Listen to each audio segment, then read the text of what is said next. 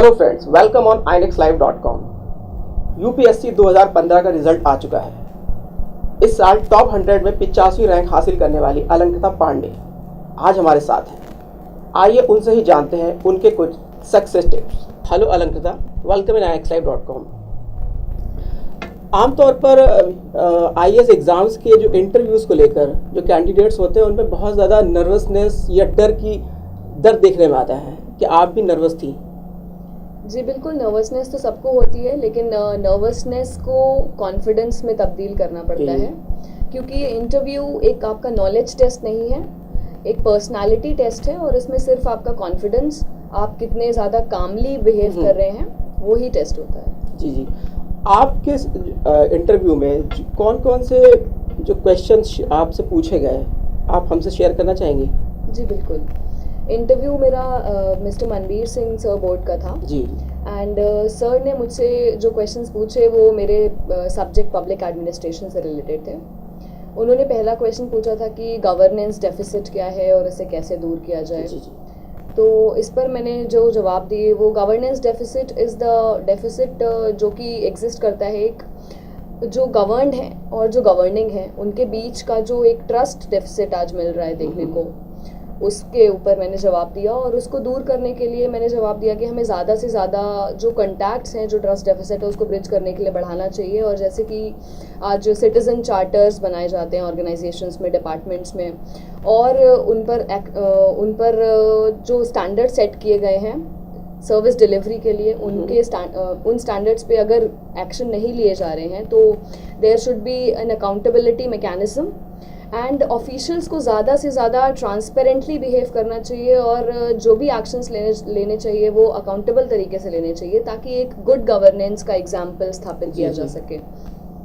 और इसके अलावा जैसा कि ये इंटरनेट का एरा है, डिजिटल एरा है, तो हम ई टेक्नोलॉजी और एम टेक्नोलॉजी का भी एक भरपूर इस्तेमाल कर सकते हैं, एक to reach the last man, governance को बेहतर बना सकते हैं। और कोई आपका क्वेश्चन जो आपको याद में बहुत ऐसा क्वेश्चन जिसमें आप को उसको जवाब देने में आपको प्रॉब्लम हुई हो? जी, जैसा कि मैंने बताया कि मैंने एक क्वेश्चन जो इलाहाबाद के बारे में पूछा गया था कि कौन से ऐसे चीज़ है जो इलाहाबाद में एक बड़ी स्पेशल चीज़ है जो नेहरू जी से रिलेटेड है।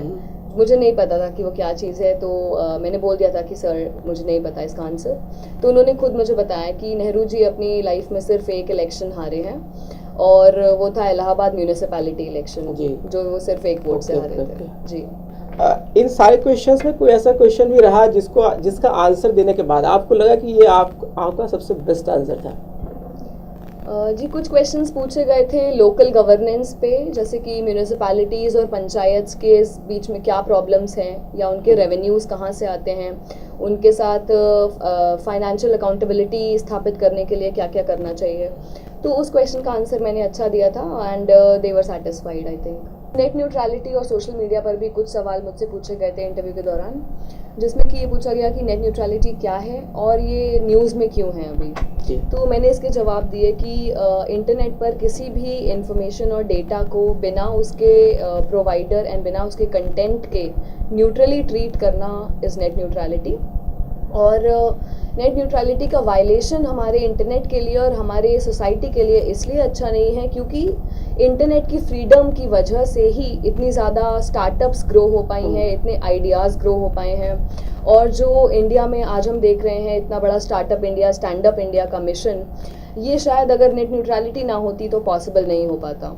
तो इसका वायलेशन डिज़ायरेबल नहीं है।